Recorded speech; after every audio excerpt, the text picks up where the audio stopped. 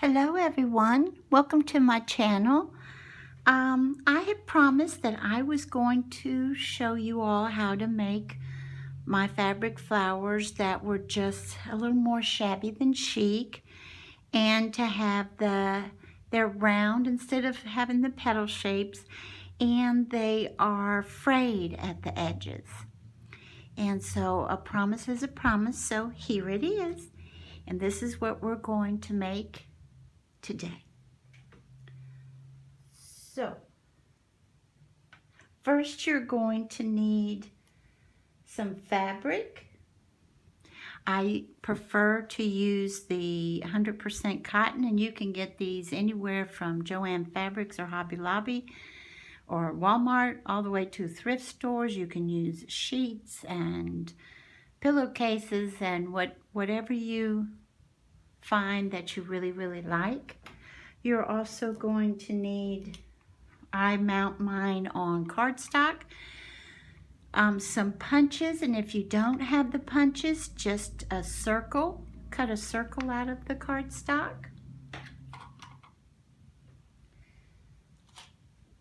You're going to need a pair of scissors, your needle and thread, a hot glue gun, and if you don't have a hot glue gun, you can also use Fabri-Tac, which you can get at Walmart. It's kind of expensive, but it does work well.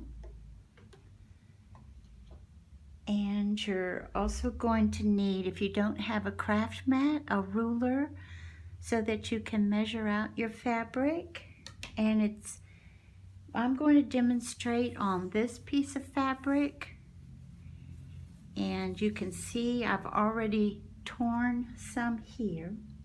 But what I do is I measure an inch, and then I cut just a little place right there in the fabric, and you're going to tear it, okay? Like so. And that's what gives us our nice shabby edges. And what you can do if you want them very frayed, see how you can pull the thread, and that'll get them nice and frayed for you. Now, before I even start in on this, very quickly, I'm going to tell you that I have a hidden giveaway. I had promised when I hauled these little darling charms from the Gilded Age timeline that I would include them in a hidden giveaway, and you will also receive several of the flowers that I will show you today. You have to be 18 or older. You have to be a subby, and you cannot say in the comments below, please enter me, or good giveaway, or please enter me in your giveaway. This is a hidden giveaway. My subbies are so sweet and darling, they will keep it a hidden giveaway. They know how to disguise things in the comments. They are fantastic.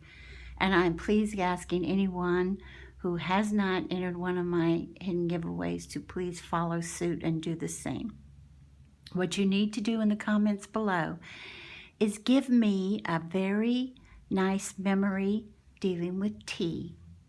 It can be that you met someone and she or he offered you a lovely cup of chamomile tea, and it was a lovely talk you all had, a great memory. Or you can say, my family is coffee drinkers, but when I visited the South, I had traditional sweet tea, Southern sweet tea, and it was a real treat, or something of that nature. So you need to be 18 or older. You need to be a subby of mine. You also need to say, just give me a nice tea memory, okay? Thank you very much. Now let's get started. I've already cut mine to the length of, now this will vary as how big you want your flowers and everything. I cut mine to 8 1/4 which is odd. I was trying to go for 8, but that's fine. I have my needle already threaded and knotted. You want to double it because, again, you're going to be gathering this. Now, the joke is, if you saw my first tutorial on fabric flowers, my video is entitled just Tutorial Fabric Flowers, and it's a part 1 and part 2. I made a mistake in the part 1 in the very beginning, and the joke is the mistake is what I'm doing now, what I'm doing today, but there's just one more step involved. So I ended up liking the mistake. I guess we put it that way. So you're gonna put your knotted thread in here, and again, like we did before, we're gonna gather. And some people like their gathers to be close together. I do this stitching kind of wide apart because that's the way I like it, but I've noticed some people think it's neater or prettier to do it very close together, and it's fine. That's what I love about the crafting community, is we all do our own thing. You know, you might learn from someone else, but then you put your spin on it, and that's what we encourage each other to do. You know, we don't want anybody doing exactly like we do, because there goes the creativity, right? Then I always put it up through the fabric there. And depending on how tight you want the gather, some people like the gather a little loose, but I don't usually. Sometimes I do, but most of the time my gathering is pretty tight. And then at the very end here, I'm going to take my needle, go through here, and make a knot, and then make a second one just to secure that gathering, okay? Make sure my thread is nice and secure.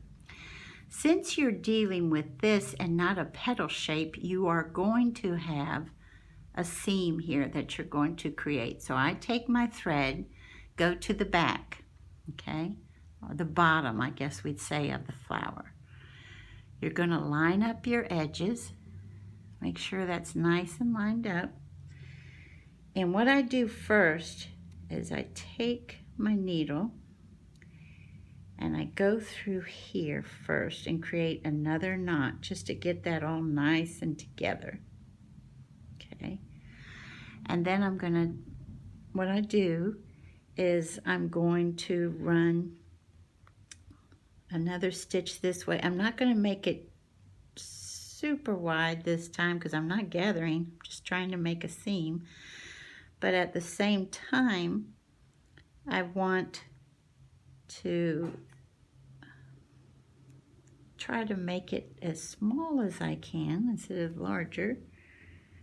And then what happens at the end here, you go ahead, do another stitch at the end, and then you're going to come back.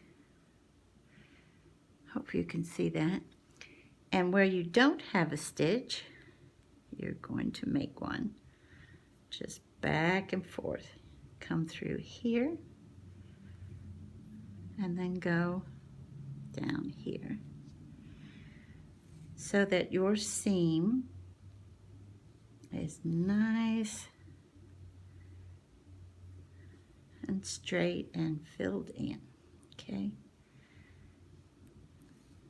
Just like, it's not exactly like you'd see it machine stitched, but you try to get close.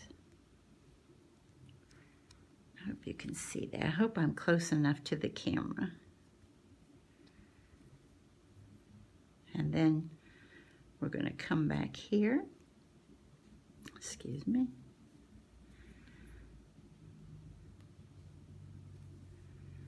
And then here.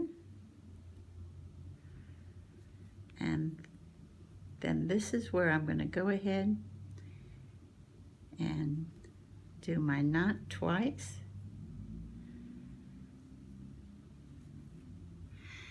And there is, you can fiddle with your gathers, but that's the basis of it.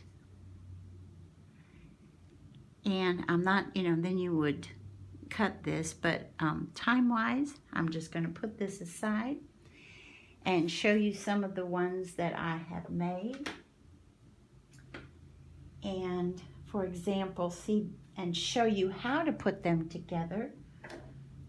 And so like for example, this one, you would take your little, your cardstock, put your glue here. Then here's one of them. Here's where the seam is. So I put the seam down like so.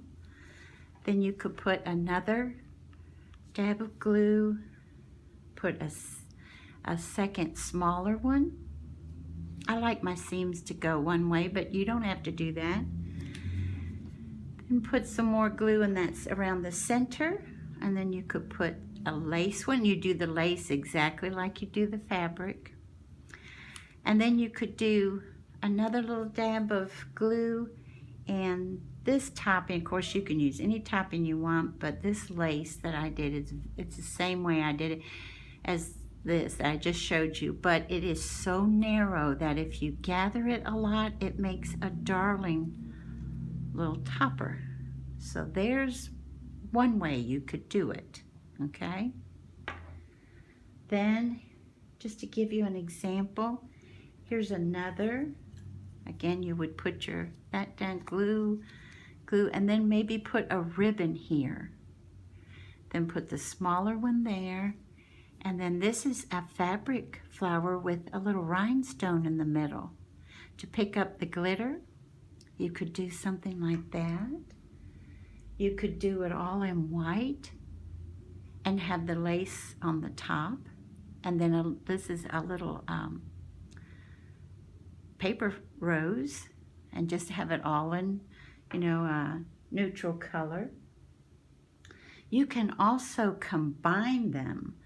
You can have this at the bottom, then the lace in the middle. Then you could do, this is like with the first tutorial with the petal shapes, and then put that one there. And then take one of your little ribbon roses. A lot of times you can get these at Walmart, a bag of them, and then put that there. Or you can create like your own. And so you have this, and this one really is nice and shabby. That one's really shabby. And then put this here, and then take your ribbon. This happens to be glitter ribbon, but take that, glue that down. And then this is a paper rose that I got off of a wreath that was 90% off at Hobby Lobby at Valentine's. And see, make your own like that. I'm sorry, you can.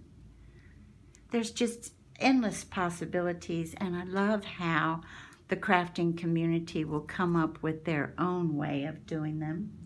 And one more very quickly is just, again, you can do like a solid base in the round, then put the petal shape on top so that the pink kind of, you can see that through the petals. And then here's a covered button that you could put on there. And then that just would look like this. There's just endless possibilities of things you can do. And I want to thank everybody for joining me today.